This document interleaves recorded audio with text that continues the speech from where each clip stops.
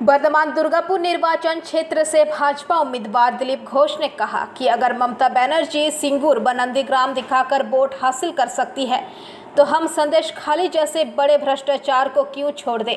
इससे भी बड़ा अपराध सामने आएगा क्योंकि शेख शाहजहां का भाई अभी भी फरार है, इसलिए महिलाओं को रात में जागना पड़ता है। वे सड़कों पर उतरने को मजबूर है। कुछ गांव में पुरुष बेघर है। वह इस घटना को चुनाव तक खींचना चाहते हैं। वहां के महिला आंदोलन ने पूरे देश के लिए एक मिसाल कायम की। পরিবারের মহিলারা বাধ্য হয়ে রাস্তায় নেমেছেন, তাদেরকেও ছাড়া হচ্ছে না, চুলের মুঠি ধরে নামানো হচ্ছে। এই যে ভয়ঙ্কর পরিস্থিতি, ওরা চাইছে এইভাবে ওখানকার ভোটটা করতে। কিছু গ্রামের তো সব পুরুষরা ঘর ছাড়া হয়ে গেছেন, ভোট পর্যন্ত ওরা গায়ের জোর দেখিয়ে ভোট করতে চাইছে, জিততে চাইছে। কিন্তু ওখানকার মহিলারা যেভাবে প্রতিরোধ করছেন, সারা ভারতবর্ষে এটা একটা উদাহরণ তৈরি হয়ে গেছে। হুগলি লোকসভা কেন্দ্রের দুটো আসন, শ্রীরামপুর এবং হুগলি, সেখানকার তৃণমূল প্রার্থীদের ঘিরে দলেরই কর্মীদের একটা বড় অংশ তারা ক্ষুব্ধ। আবার হাওড়াতে প্রসূন বন্দ্যোপাধ্যায়, তার বিরুদ্ধে ক্ষুব্ধ নেতাদের একাংশ রথিনবাবুর সঙ্গে সরাসরি হাত মিলিয়ে বলেছেন আমরা আপনার সাথে কাজ করব। প্রথম কথা, রথিনবাবুর মতো ডাক্তার, স্বনামধন্য ব্যক্তি, তিনি ওখানে কর্পোরেশনের মেয়র ছিলেন তাদের পার্টির, তাকে কিছু করতেই দেওয়া হয়নি।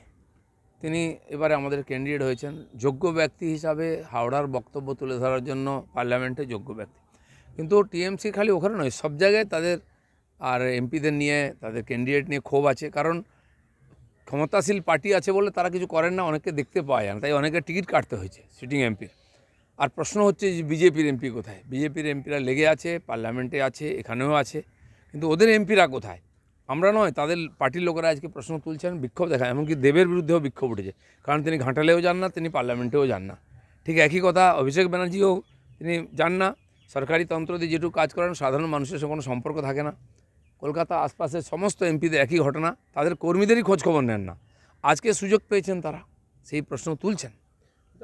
বদলা নয়, বদল চাই, একসময় এইটা ট্যাগলাইনটা উঠেছিল, কিন্তু এখন তো উল্টো সুর দেখছি, বলছে বদলার রাজনীতি। নন্দীগ্রামের সভামঞ্চ থেকে মমতা বন্দ্যোপাধ্যায় ডাইরেক্ট বদলা বলছে। মমতা ব্যানার্জি বলেন একরকম, করেন একরকম, চিরদিনই এরকম ওনার দ্বৈত চরিত্র। এখন সব হয়ে গেছে, মানুষ ভোট দিচ্ছে না, তাই ভয় দেখাচ্ছেন বলে। আমার ওখানে বর্ধমানে মন্তেশ্বর এলাকায় একজনকে খুন করা হচ্ছে, বাকিদের ভয় দেখানো হচ্ছে। এখনও অলরেডি অনেক লোক ওই এলাকা ছেড়ে চলে গেছে, যারা আমাদের হয়ে কাজ করেছিল। তো এই ধরনের ভয়ের পরিবেশ আগের থেকে তৈরি করা হচ্ছে, যাতে ভোটটাকে প্রভাবিত করা যায়। কিন্তু আমি বলে দিচ্ছি, লোকে আর ঘুরেও টিএমসির দিকে তাকাবে না। যে মহিলাদেরকে 500 টাকা দিয়ে উনি কিনে নিয়েছেন, বলছেন 1000 টাকা দেবেন, তারা সবচেয়ে বেশি আজকে তার বিরুদ্ধে ভোট দিচ্ছেন, তারা সবচেয়ে বেশি বীতশ্রদ্ধ। কালকে মমতার পরে আজকে অভিষেক, শুভেন্দুর গড় বলে বারবার ওই জায়গাটাকে টার্গেট করা হচ্ছে, ওখান থেকে ভোট ছিনিয়ে নেওয়ার চেষ্টা। না, ওনারা যত যাবেন ভোট কমবে, কারণ ওনারা যে অত্যাচার করেছেন, যে ওখানে দুর্নীতি করেছেন, তার জবাব মানুষ দেবে। পূর্ব মেদিনীপুরের মানুষ খুবই সচেতন, শিক্ষিত, বুদ্ধিমান মানুষ, তারা ওইসবে আর শুনবেন না। খালি ওখানে নয়, জঙ্গলমহলেও আমি দেখেছি, বারবার যেতেন। বর্ধমানে 18 দিন মমতা ব্যানার্জি ছিলেন, কিন্তু একটা সিটও জিততে পারবেন না। দাদা, ডোমজুর জুড়ে পড়ল পোস্টার কল্যাণ বন্দ্যোপাধ্যায় এবং কল্যাণ ঘোষের বিরুদ্ধে, সব জায়গায় 25,000-এর বেশি ভোটে হারবে। এমপিদের বিরুদ্ধে এবং নেতাদের বিরুদ্ধে, যারা স্থানীয় নেতা, সবচেয়ে বেশি অত্যাচার ওরা করেছে, টাকা তুলেছে, ভয় দেখিয়েছে, কেস দিয়েছে। সবচেয়ে বড় যেটা এবারে দেখার বিষয়, সেটা হচ্ছে মুসলিম সমাজ, যারা ওদের ব্লক ভোটার ছিলেন, তারা কিন্তু রিভেঞ্জ করেছেন সব জায়গায়। তারা বিজেপিকেও ভোট দেবেন, কিছু লোক জোটকে ভোট দেবেন, তারাই ঠিক করেছেন এবার টিএমসিকে হারাবেন। সেজন্য তাদেরকে বেশি ভয় দেখানো হচ্ছে, কিন্তু কোনো রাস্তা নেই। তারা টিএমসির আসল রূপ বুঝতে পেরেছেন, যেমন কংগ্রেসকে ছেড়ে দিয়েছিলেন, যেমন সিপিএমকে ছেড়ে দিয়েছিলেন, এবারে টিএমসিকে ছেড়ে দেবেন।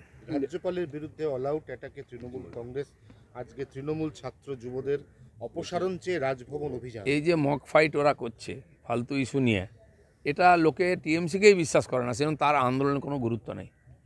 ঠিক একই জিনিস সন্দেশখালিতে দেখুন, কোনো পার্টি নেই, কিন্তু স্থানীয় মানুষ যেভাবে এই অন্যায়ের প্রতিবাদে রুখে দাঁড়িয়েছেন, বিশেষ করে মহিলারা, সারা ভারতবর্ষ তাকিয়ে আছে। কী ধরনের আলোচনা চর্চা হচ্ছে বাংলা সম্বন্ধে, বসিরহাট সম্বন্ধে, সন্দেশখালি সম্বন্ধে, সারা ভারতবর্ষ, বিশ্বের মিডিয়াতে। এটা আমাদের কাছে খুবই লজ্জার, আমাদের মাথা নত করে দিচ্ছে টিএমসি। রাজ্যপালের যে আসন, সেই আসনটা আপনার কি মনে হয় ওনার আপাতত পদত্যাগ করে তদন্তে সাহায্য? দেখুন, টিএমসি কেন, কংগ্রেসও এরকম করেছে। সুপ্রিম কোর্টের জজের বিরুদ্ধে ইমপিচমেন্ট প্রস্তাব নিয়ে এসছে, স্পিকারের বিরুদ্ধে। এরা এই ব্যুরো রিপোর্ট, PBTV নিউজ।